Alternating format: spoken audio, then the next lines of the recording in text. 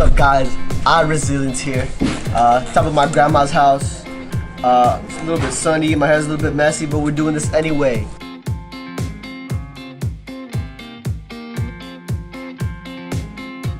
As you're going into this year, you know, I'm sure you're very excited, you know, popping fireworks and everything, but there's something I want you to keep in mind. And this thing is that you don't know anything. That you may think that you know something, but you don't know anything. And I know that sounds kind of negative of me to say, like, oh, you don't know anything, you're dumb. You know, what I'm trying to say is that a lot of times, you know, something is happening to you. You know, you could think that something great is happening to you, but really, it's the worst thing ever. You could think that something super bad is happening to you, and you're like, oh, damn, God, why could you do this to me? But really, you could just, it's about to change your whole entire life, and you're about to go up. So you don't know. You really don't know. You could move to a new city and be so excited and be like, yeah, I'm about to start my new life. I just got my new career. I got hired, got a bonus. I'm ready to go. Bus runs over you, legs dead, paralyzed.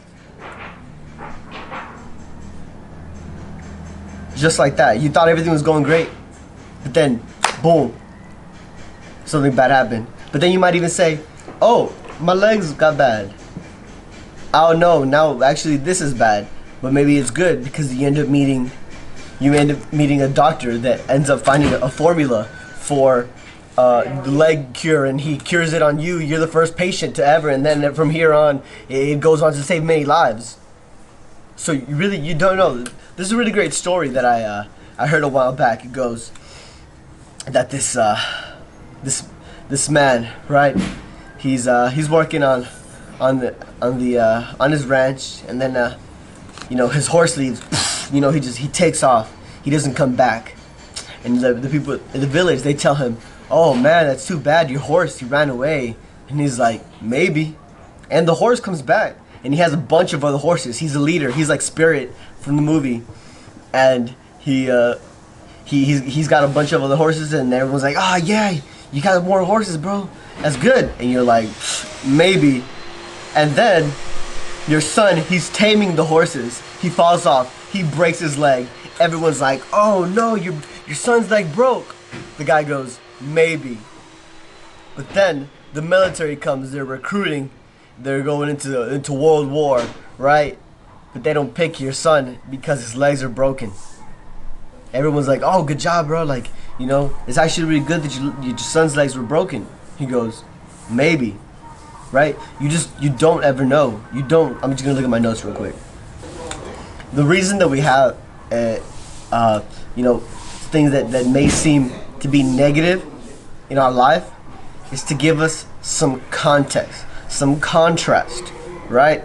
It'd be so boring to live in a world in which everything was perfect. It'd be like playing GTA on God mode. You could just be shooting and headshot, headshot, headshot, headshot. That'd be so boring. That'd be no fun, right?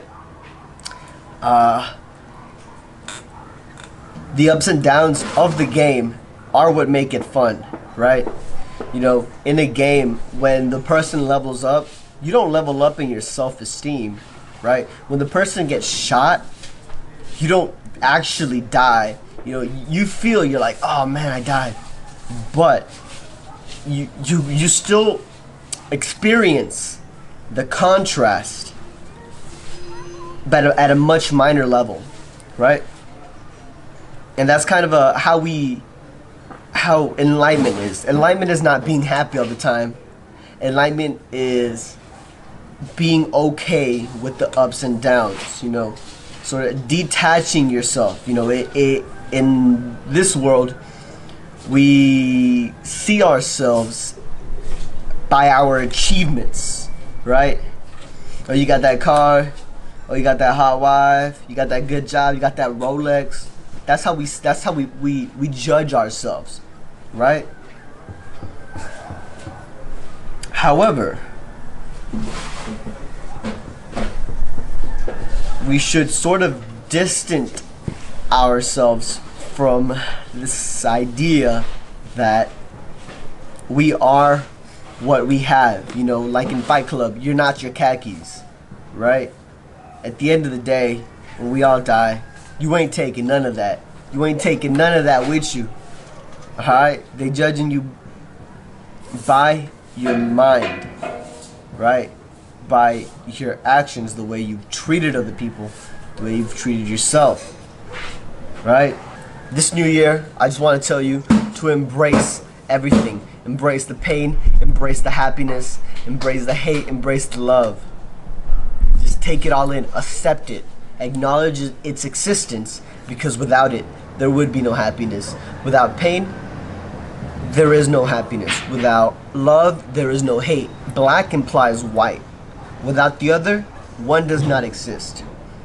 A world of all white is a world of blindness. A world of all black is a world of blindness. Like the yin and yang. It has the white, it has the good and the bad, and the bad and the good. And a lot of times we associate the black with the bad and the white with the bad. But that's not correct. It's only to show contrast. It's not to say this is good and this is bad. It's only to show contrast. So this new year, I challenge you to accept everything. Accept it. Amen. Our resilience. Out of here. Gonna go take a nap and blow my nose. Peace.